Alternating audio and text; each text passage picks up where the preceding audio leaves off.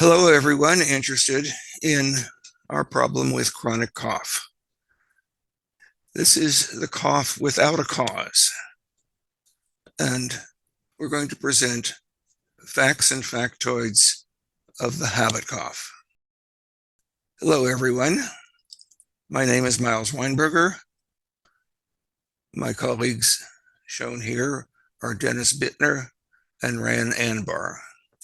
The three of us probably have more experience with the habit cough syndrome than perhaps certainly more than anyone else we know. The habit cough is essentially the cough without a cause. And what we're going to talk about is facts and factoids of the habit cough. To introduce this, let me give you an example so that you're aware of the problem we're talking about.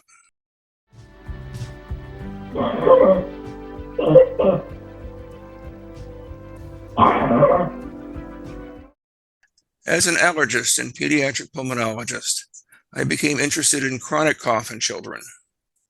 Cough can be caused from cold viruses, asthma, various lung diseases, but there is one type of cough for which there is no cause.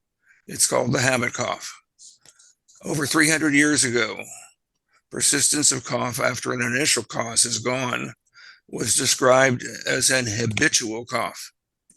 Despite several subsequent reports of this habit cough in the 16th and 18th centuries, habit cough currently is misdiagnosed and consequently mistreated.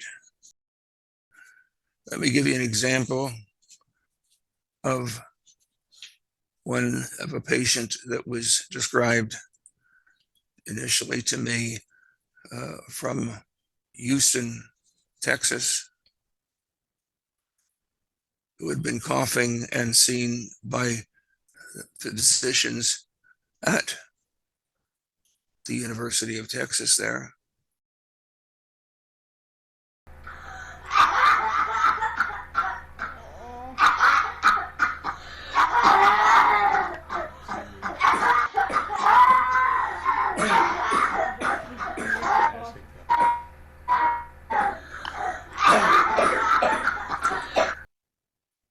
Children like we've just shown you can continue like that through all waking hours. A characteristic of this disorder is that the coughing, as bad as it is during the day, is absent once asleep, but it does return upon wakening the following morning. Successful treatment of habit cough was first described in the medical literature by the use of what was called the art of suggestion by a prominent Boston allergist in the 1966 publication. Suggestion therapy became routine practice for habit cough during my tenure from 1976 to 2016 at the University of Iowa. A 15-minute session of suggestion therapy in the clinic usually enabled a child, like you just saw, to stop coughing. And we were able to stop that child that you just saw to cease his coughing with suggestion therapy. We were very pleased to find that we could also get children to stop coughing by suggestion therapy by teleconference, whereas at the University of Iowa, of course, they were all in direct contact with the patient. In February 2019, I was contacted by my colleague here, Dennis Bittner, because his 12-year-old daughter had been coughing daily for 3 months. Very loud barking, coughing, repeated every 15 minutes throughout the day. Since we were 3,000 miles apart, that for the first time, I agreed to provide suggestion therapy by teleconference.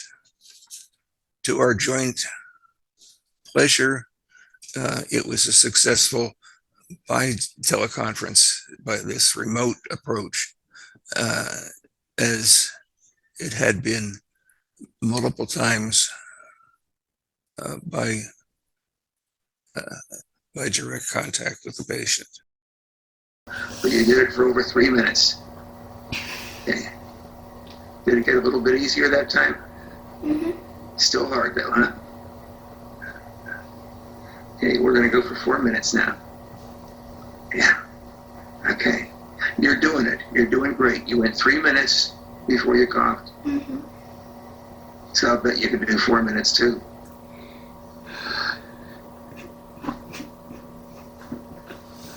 Because you're taking control. You're not letting it control you. Okay? So this is what you have to keep doing. You may have to do it for a while. It's going to gradually get easier. Gradually gets easier.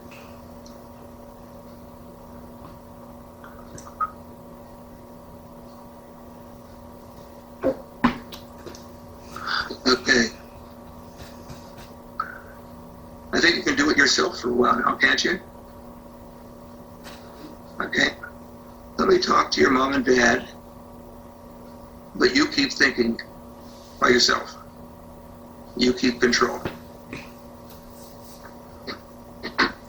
Mom and Dad, are you there? Yes. My colleague recorded it and placed a copy of that video on the web. And that resulted in successful suggestion therapy for many who observed the video, essentially suggestion therapy by proxy. Public access to that video resulted in multiple emails to us from parents of children and some adults reporting that their cough cessation occurred from watching the video. Suggestion therapy has also been successfully provided by over 35 pediatric pulmonologists and nurses from 13 countries.